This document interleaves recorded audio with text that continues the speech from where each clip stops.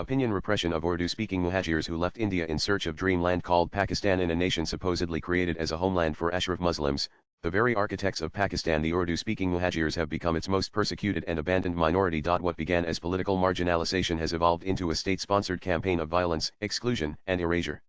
Nowhere is this more brutally evident than in the military police crackdown during the infamous 1992 Operation Cleanup, which left thousands dead and millions terrified. Cities like Karachi and Hyderabad were effectively turned into open-air prisons for an entire ethnic community. The Urdu-speaking Ashraf Muslims who migrated from India to Pakistan during the 1947 partition, collectively known as Muhajirs, were instrumental in building the foundations of the Pakistani state. They led the bureaucracy, judiciary, media, and education sectors in the country's early decades. Yet, as political power became centralized in the hands of the Punjabi military elite and Sindhi political class, the Muhajirs found themselves increasingly sidelined. The emergence of the Muttahida Qawmi movement (MQM) in the 1980s was not an act of terrorism, as the state portrayed it was a political reaction to systematic exclusion, land and job discrimination, and ethnic profiling. Today, nearly 16 million Muhajirs, approximately 7.6% of Pakistan's population, reside in urban Sindh. Yet, they remain politically voiceless, economically deprived, and culturally vilified. The repression of Muhajirs reached a gruesome climax in June 1992, when Prime Minister Nawaz Sharif's administration, under military command, launched Operation Cleanup. Ostensibly a campaign against crime, this operation rapidly mutated into a genocidal mission targeting MQM sympathizers and the broader Urdu-speaking populace. According to reports by Human Rights Watch and Amnesty International, between 2,000 and 3,000 Muhajirs were killed in 1992 alone. Over the next 7 years, the total number of those killed, disappeared, or tortured exceeded 10,000. Mass graves were discovered on the outskirts of Karachi. Once thriving neighborhoods like Orangi Town, Liaquatabad, and Latifabad in Hyderabad turned into war zones. Children were abducted. Women were assaulted.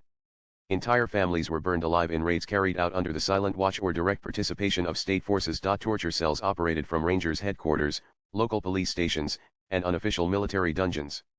Meanwhile, Pakistan's judiciary remained disturbingly silent, effectively complicit in this slow, systematic genocide. The name Nasrullah Babar still sends shivers down the spine of many Muhajirs.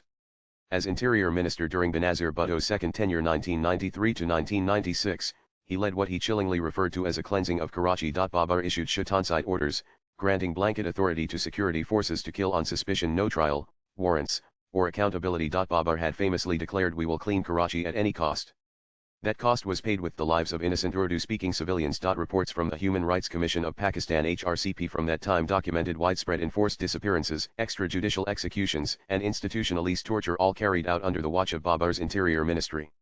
Instead of being held accountable, he was celebrated as a national hero. Among Babar's enforcers was Chaudhry Aslam, a so-called encounter specialist, who functioned more like a death squad leader than a law enforcer. Under the guise of anti-terror operations, Aslam became infamous for extrajudicial killings, particularly of young Muhajir men.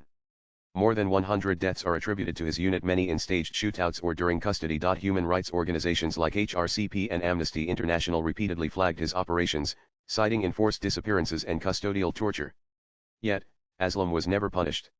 Instead, he was awarded medals, another chilling example of how Pakistan's deep state rewards impunity. The Pakistani state didn't limit its war on Muhajirs to police and military operations, it also outsourced violence to criminal gangs. Zishan Quadri, linked to the 2012 Baldia factory fire that killed 258 workers, most of them Muhajirs, operated under the political protection of the Pakistan People's Party (PPP). Similarly, Bahadur Shah, a notorious gangster from Lyari, carried out deadly attacks on MQM strongholds using grenades and automatic weapons, often with logistical and intelligence support from the state. While the MQM was relentlessly demonized as a terrorist group, the state itself armed criminal militias responsible for killing Urdu-speaking civilians. This calculated hypocrisy laid bare the ethnic and political motives behind the violence. Long before Operation Cleanup, the warning signs were there.